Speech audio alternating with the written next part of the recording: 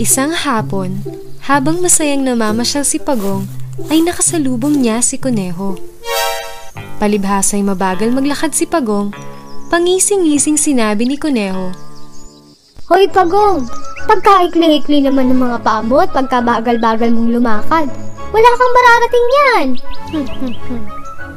Labis na nainsulto ang Pagong sa mga sinabi ng Kuneho, pero hindi niya ipinahalata na siya ay nagdadamdam. Upang patunayang may maipagmamalaki din naman, ay sinagot niya ang mayabang na Kuneho. Kung gusto mong subukin ang aking kakayahan, bakit hindi natin daanin sa isang paligsahan? Maaari mabagal na ako maglakad, pero nakasisiguro ako matatalo kita sa palakasan. Ngunit lalo lamang siyang pinagtawanan ni Kuneho. Nabibigla ka yata, Pagong. Baka mapahiya ka lamang. Wika ni Kuneho. Pero sige, pagbibigyan kita. Anong paligsahan ang nais mo? Tanong ni Kuneho. Para magkasubukan tayo, bukas, pagsikat ng araw, magkarera tayo patungo sa bundok na iyon. At itinuro ni Pagong ang abot-tanaw na bundok. Tuwang-tuwa si Kuneho sa hamon ni Pagong. Nakasisiguro siyang sa bagal ng Pagong ay tiyak na mananalo siya. Kinabukasan, sa paanan ng bundok, maagang-maagang dumating sina Kuneho at Pagong. Pagong, hindi pa huli ang lahat. Bibigyan pa kita ng pagkakataon para isalba ang sarili mo sa kahihiyan. Ang pagmamalaki ni Kuneho. Ito lang ang masasabi ko. Maaaring mabilis ka, subalit malakas naman ang aking resistensya. O siya, sige. Umpisa na lang natin to. Ikaw na magbilang, bilang hudyat ng ating pagsisimula. Baka sakaling kahit konti, magkaroon ka ng tsansa na manalo. Hahaha.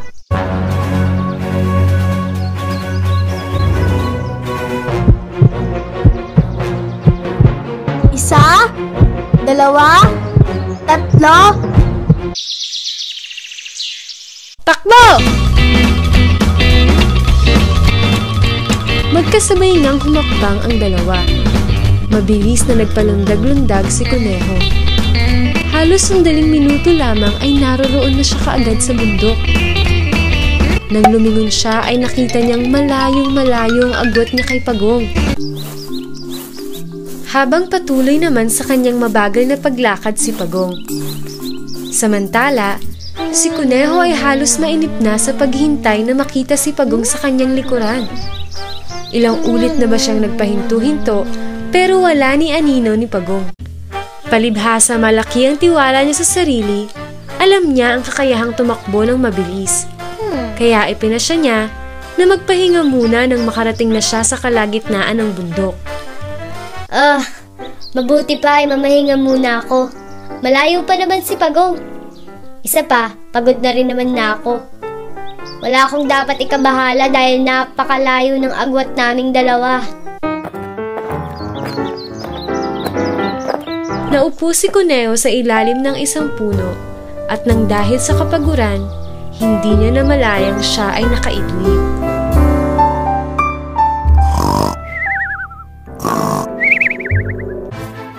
Kahit na sabihing napakabagal umusad, ay pinagsikapan ni Pagong na ibigay ang lahat ng lakas upang unti-unting makapanhik sa bundok. Nang matanawang himbing na himbing sa pagtulog ang katunggali, ay lalong nagsumikap umusad pataas ang pawisang si Pagong. Hanggang sa madaanan at malampasan niya ito. Palubog na ang araw ng magising si Kuneho. Tinanaw niya ang ibaba ng bundok sa pag-aakalang nandoon pa rin si Pagong. Subalit wala pa rin. Sinimulan na niya muling tumakbo. At laking gulat niya nang abutan niya si Pagong na malapit na sa tuktok ng bundok. Litong nagtatatalon paitaas ang Kuneho upang unahan si Pagong. Tumakbo siya ng tumakbo ng walang pahinga sa pag-asang mauunahan niya pa si Pagong.